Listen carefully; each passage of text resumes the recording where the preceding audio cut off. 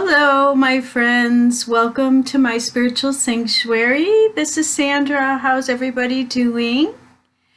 We're back again doing the Master Key system, and we are going to be doing part four tonight. So if this is your first time, I want to say welcome, welcome. We're so glad to have you. And if you have been here before, thanks for coming back. I hope you're liking the content and going through the Master Key system. I hope it's helping you in your life. We all need something to keep us going these days, right? Now, for my newcomers, I just would like to tell you that we are on part 4 tonight of a 24-part series. And if you would like, you can go back to the earlier videos that I did. There's an introduction, and then there's also part 1, 2, and 3. And I would highly recommend that you catch up on those, because it really does build. Each week builds on the last week, so you're just perfect if you're here for the first time. So not to worry, you can grasp this unit number 4, part 4, just fine. But you're going to get more out of it if you go back and you revisit the 1, 2, and 3. Okay, so those are all on my channel, My Spiritual Sanctuary. So what you might like to do is hit the bell, and then you'll be notified each time a new video comes out. And that way you'll be able to catch up and keep up, okay? All right. I'm so glad to see everybody tonight. I'm so glad that you're here with me and that you are partaking in this wonderful journey. Now, we're indoors this week. Last week we were outside. The construction has stopped, so it should be very quiet this evening with no interruptions, which is very nice. And I'm back in my office again and feeling, nice and cozy in here. Even though in Southeast Florida it's still warm out, but it's about 72, so it's a little bit cool compared to what it has been. But we're gonna jump right in and get started. So now, what I always do is we'll go through the questions from last week, and I'll give you the answers to those questions, and then we're going to jump right in, okay, to part 4. All right. So the answers to the questions from last week. Oh, if you're new, let me just show you the book that we're using in case you would like to purchase it. It is the Master Key System by Charles Haniel. All right, and then there's also, if you'd like to purchase a workbook, then there's exercises in here that you can do as well that will help you to grow through the content, okay? And this Master Key workbook is by Anthony Mikulski and Robert Schmitz, okay? Just so you have that for reference. So, okay, so let's go through the questions from last week and give you the answers. So the first question is, what system of nerves is the organ of the conscious mind? The answer is the cerebrospinal. The next question, what system of nerves is the organ of the subconscious mind? The sympathetic is the answer, sympathetic. And the next question is, what is the central point of distribution for energy which the body is constantly generating? And the answer is the solar plexus, the 3rd chakra. Okay, and then how may this distribution be interrupted? Answer, by resistant, critical, discord thoughts, but especially fear. Next question, what is the result of such interpretation? Answer, every ill with which the human race is afflicted. Next question, how may this energy be controlled and directed? By conscious thought is the answer. Next question, how may fear be completely eliminated? Answer: by an understanding and recognition of the true source of all power. Boy, don't we all need that one. Okay. Next question. What determines the experiences with which we meet in life? Answer: our predominant mental attitude. Next question. How may we awake the solar plexus? Answer: mentally concentrate upon the condition which we desire to see manifested in our lives. Next question, and the last question. What is the creative principle of the universe? And the answer is the universal mind. Got it. Okay. So let's jump right into part 4 and get started, okay? So enclosed herewith, I hand you part 4, and this part will show you why what you think or do or feel is an indication of what you are. Thought is energy, and energy is power, and it is because all the religions and the sciences and the philosophies with which the world has heretofore been familiar have been based upon the manifestation of this energy instead of the energy itself. That the world has been limited to effects while causes have been ignored or misunderstood. For this reason, we have God and the devil in religion, positive and negative in science, and good and bad in philosophy. The master key reverses the process. It is interested only in cause, and the letters received from students tell a marvelous story. They indicate conclusively that students are finding the cause whereby they may secure for themselves health, harmony, abundance, and whatever else may be necessary for their welfare and their happiness. Life is expressive, and it is our business to express ourselves harmoniously and constructively. Sorrow, misery, unhappiness, disease, and poverty are not necessities, and we are constantly eliminating them. But this process of eliminating consists in rising above and beyond limitation of any kind. He who has strengthened and purified his thought need not concern himself with microbes, and he who has come into an understanding of the law of abundance will go at once to the source of its supply. It is thus that fate, fortune, and destiny will be controlled as readily as a captain controls his ship or an engineer his train. Now, we're going to go into all of the enumerations for this week, okay? And in this chapter, there's 32 of them, and they're just statements, and we are just claiming that these statements are truth, okay? And then we should go over these during the week until they become really second nature for us so that we can really start changing things, okay?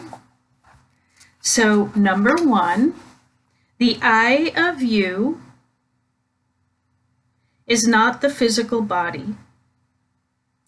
That is simply an instrument which the I uses to carry out its purposes. The I cannot be the mind, for the mind is simply another instrument which the I uses with which to think, reason, and plan. 2. The I must be something which controls and directs both the body and the mind, something which determines what they shall do and how they shall act. When you come into a realization of the true nature of this I, you will enjoy a sense of power which you have never before known. 3. Your personality is made up of countless individual characteristics, peculiarities, habits, and traits of character. And these are the result of your former method of thinking, but they have nothing to do with the real I. 4. When you say, I think, the I tells the mind what it shall think. When you say, I go, the I tells the physical body where it shall go. The real nature of this I is spiritual and is the source of the real power which comes to men and women when they come into a realization of their true nature. 5. The greatest and most marvelous power which this I has been given is the power to think. But few people know how to think constructively or correctly. Consequently, they achieve only indifferent results. Most people allow their thoughts to dwell on selfish purposes, the inevitable result of an infantile mind. When a mind becomes mature, it understands that the germ of defeat is in every selfish thought. 6. The trained mind knows that every transaction must benefit every person who is in any way connected with the transaction. And any attempt to profit by the weakness, ignorance, or necessity of another will inevitably operate to his disadvantage. Boy, do we really need that right now in our world, right? 7.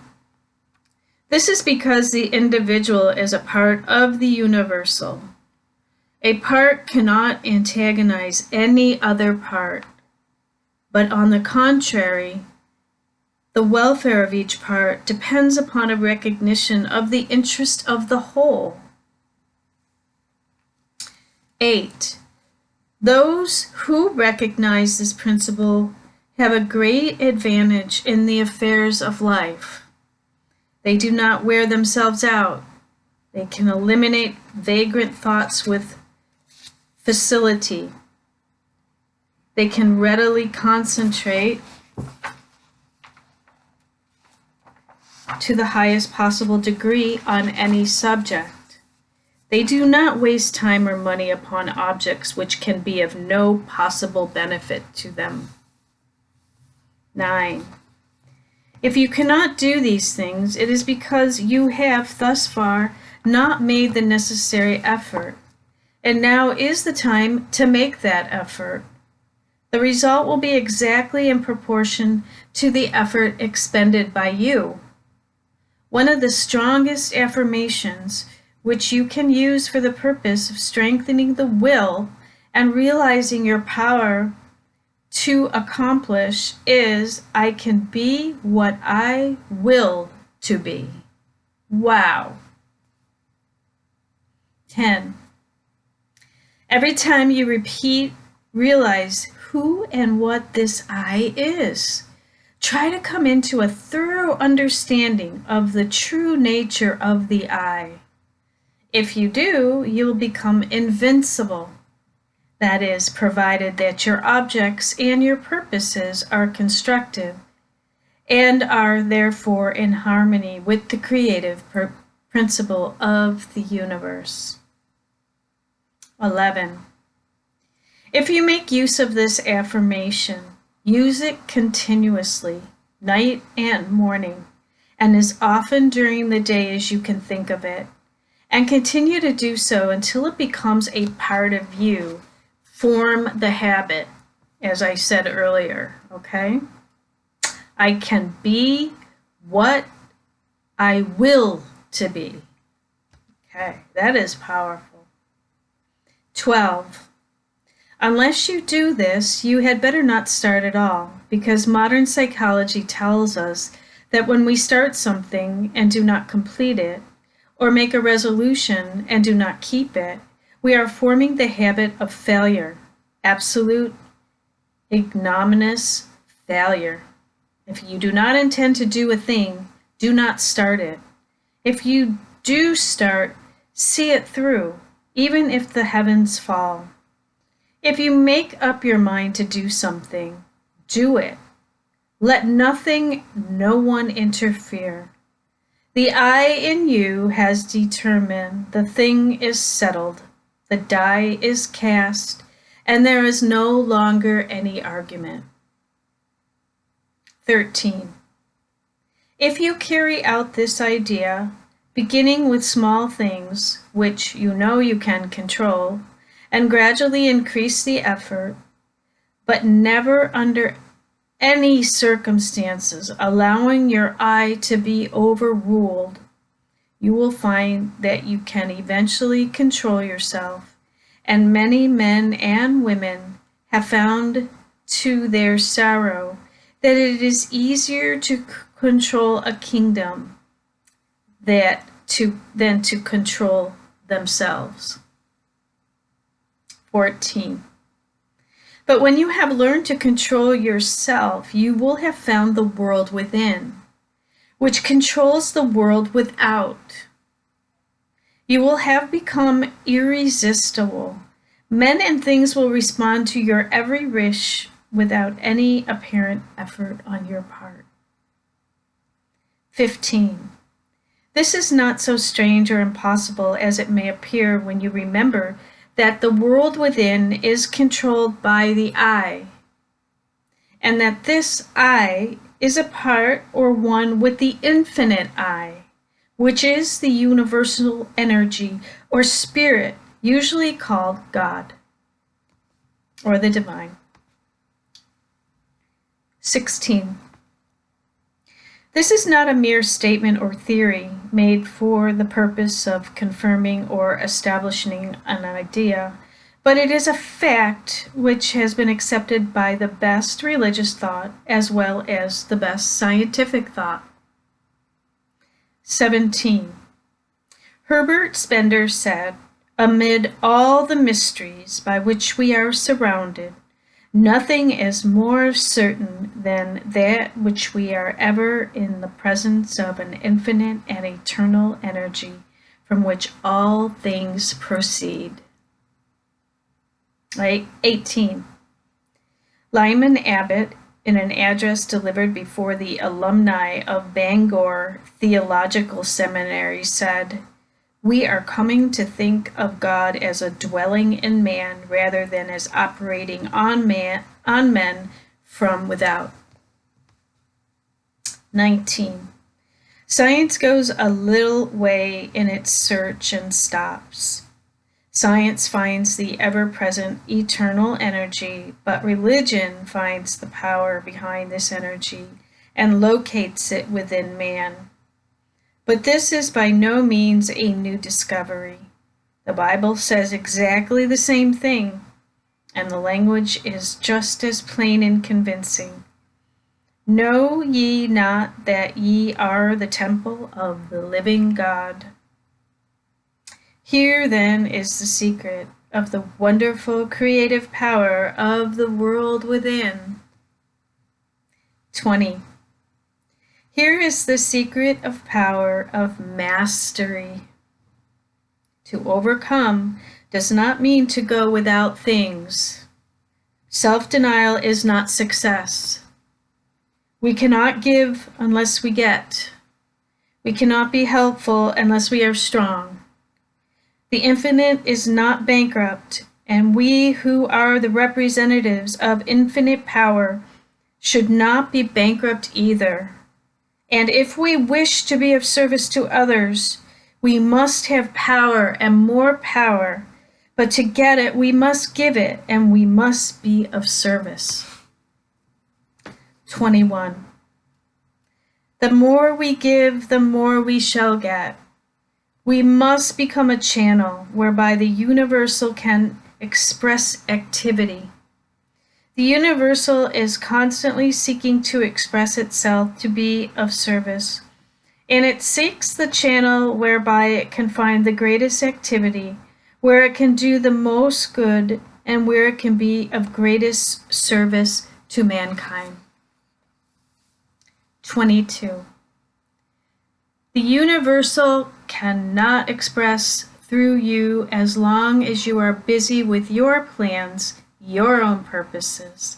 So quiet the senses, seek inspiration, focus your mental activity on the within. Dwell in the consciousness of your unity with omnipotence. Still water runs deep. Contemplate the multitudinous opportunities to which you have spiritual access by the omnipresence of power. 23. Visualize the events, circumstances, and conditions which these spiritual connections may assist in manifesting. Realize the fact that the essence and soul of all things is spiritual, and that the spiritual is the real, because it is the life of all there is.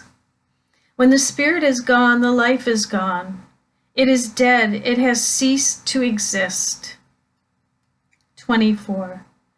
These mental activities pertain to the world within, to the world of cause and conditions and circumstances, which result are the effect. It is thus that you become a creator. This is important work, and the higher, loftier, grander, and more noble ideals which you can conceive, the more important the work will become. 25. Overwork or overplay or over bodily activity of any kind produces conditions of mental apathy and stagnation, which makes it impossible to do the more important work, which results in a realization of conscious power. We should therefore seek the silence frequently. Power comes through repose. It is in the silence that we can be still, and when we are still, we can think. And thought is the secret of all attainment. 26. Thought is a mode of motion and is carried by the law of vibration, the same as light or electricity. It is given vitality by the emotions through the law of love. It takes form and expression by the law of growth, and it is a product of the spiritual eye, hence its divine, spiritual, and creative nature. 27. From this, it is evident that in order to express power, abundance, or any other constructive purpose, the emotions must be called upon to give feeling to the thought so that it will take form. How may this purpose be accomplished? This is the vital point. How may we develop the faith, the courage, the feeling which will result in accomplishment? 28. The reply is by exercise. Mental strength is secured in exactly the same way that physical strength is secured by exercise. We think something, perhaps with difficulty the first time. We think the same thing again, and it becomes easier this time. We think it again and again, and then it becomes a mental habit. We continue to think the same thing again. Finally, it becomes automatic. We can no longer help thinking this thing. We are now positive of what we think, and there is no longer any doubt about it. We are sure we know. 29. Last week, I asked you to relax, to let go physically, and this week I'm going to ask you to let go mentally. If you practice the exercise given you last week, 15 or 20 minutes a day in accordance with the instructions, you can no doubt relax physically And anyone who cannot consciously do this quickly and completely is not a master of oneself.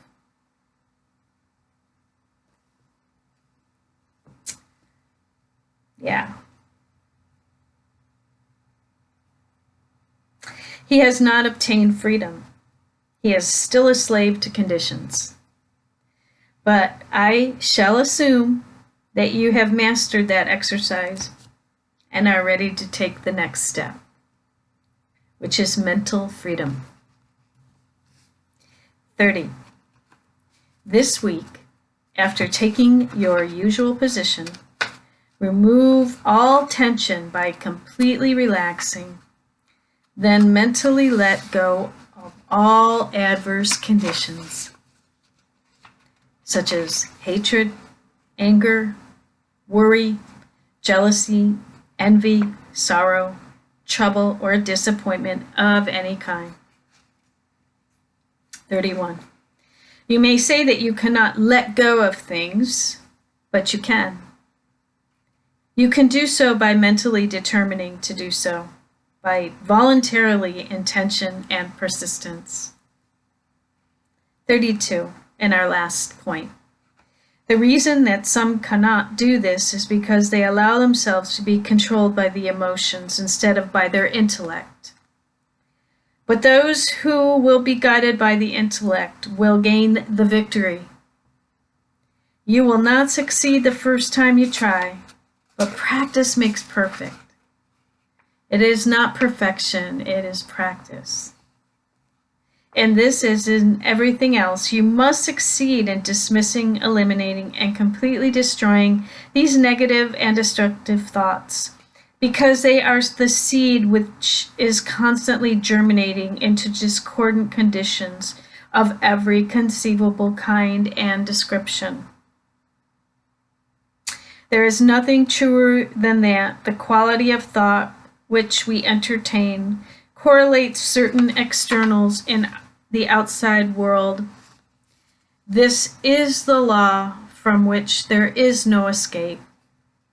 And it is this law, this correlative of the thought with its object, that from time immemorial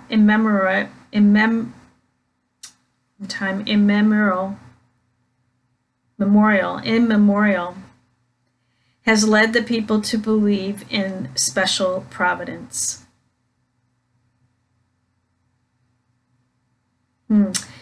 Yeah, and I just want to mention that last night I did the law of vibration, and of course we just went over the law of vibration here, and and I talked about the emotions last night. So please go ahead and watch my video that I do on Sundays. It's on Hermetic philosophy, which is very, very similar. The Hermetic philosophy is a part of the Master Key system. And we went over one of the laws was the law of vibration last night. And it's very pertinent to what we just went over tonight. In fact, it did talk about the law of vibration in here as well. And, realizing that what we think determines our outcome in life.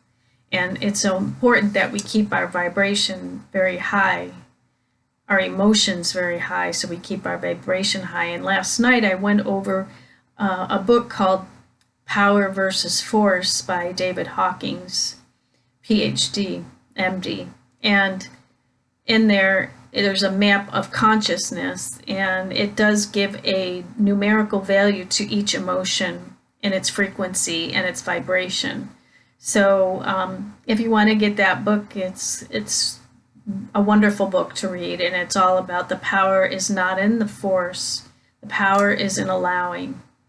So that's just in a synopsis. It goes into a lot more than that, of course. But it's a wonderful book to really gauge your, where you are on the emotion scale. And as like this said, is everything comes from within. What we have within us is what shows up in our outer world based on our vibrations. and that's the exercise for this week, is really mentally recognizing when those emotions are coming up and then, clearing them and, putting an emotion with the thought, but also recognizing it and mentally clearing it when it's not an emotion that you want to, have in your energy field. Because, of course, the lower emotions are going to only, like this said, it's only going to attract poor conditions and not favorable circumstances into your life. And I'm struggling with this too right now. I know a lot of people are, with being, with the COVID and the virus, this Thanksgiving is very different for a lot of people. And I'm struggling with it like everyone else, and that's why it's so important. I think it's so important to do these exercises, because this is the time when we need these. This is what's going to get us through these times, and then pass the information along to others and be that leader that stands up and helps people to readjust their lives right now is so important as we're walking forward. And trying to get through a lot of chaos in the world. So I think that this is very important to practice this week, and I hope you will.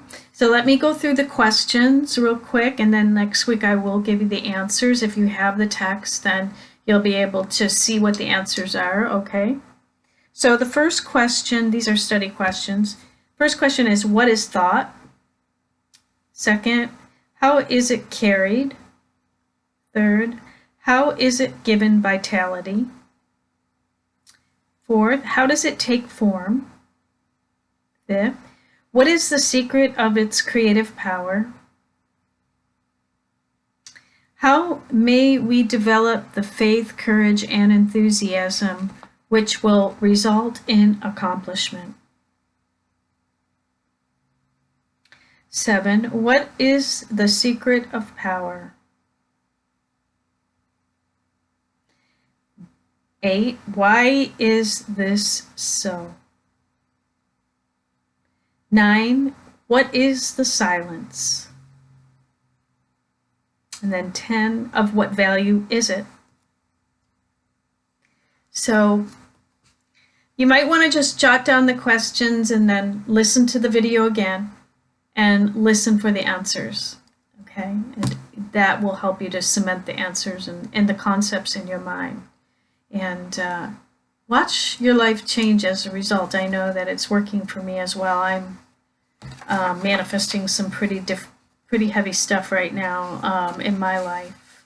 And things are changing. So, I'm doing this right along with you. So, it's not anything that I'm not doing myself, and I'm telling you, this is powerful when you start to put these principles into practice that have been handed down by the ancients. And there's a reason why these principles have been around for centuries, because they work. And in the hardest of times is when we need these. We need to have, not only the divine and prayer, but also other tools that will help us with our mind, body, and spirit. And whatever we can do to help ourselves, and we can also help others. We fill up ourselves first, and then we have more to give others. And right now people are searching for this information. They're starving for it, actually. So that's my story, and I'm sticking to it. So I'm so happy that you were able to join me tonight, and it's been a joy and a pleasure to share these principles with you this evening, and I hope you put them into practice this week, especially with Thanksgiving coming up. This is a really great time to put those principles into practice. So you have an enjoyable time, and I wish everyone a very happy Thanksgiving in the U.S. And until we meet again, my friends, we'll see you next week, and then we'll do number 5, okay? If you have any questions, then don't hesitate to put them in the comments, or you can email me at myspiritualsanctuaryinfo@gmail.com. And like always, during the week, I do my tarot readings, and a lot of great messages from Spirit are coming up that may also help you. If you want more personal information, I am available for coaching, life coaching, spiritual guidance, and also they're there to help you with your Feng Shui consults. And working on your mind, body, and spirit is what I help people with, so I'm always there to help. So go ahead and email me, and I'll get right back with you, okay? All right, so please like, share, and subscribe, and hit the bell so you get my next video if you like everything you've heard tonight. And I will see you next week, next Monday, for Manifesting Monday with the Master Key. All right? Namaste, my friends.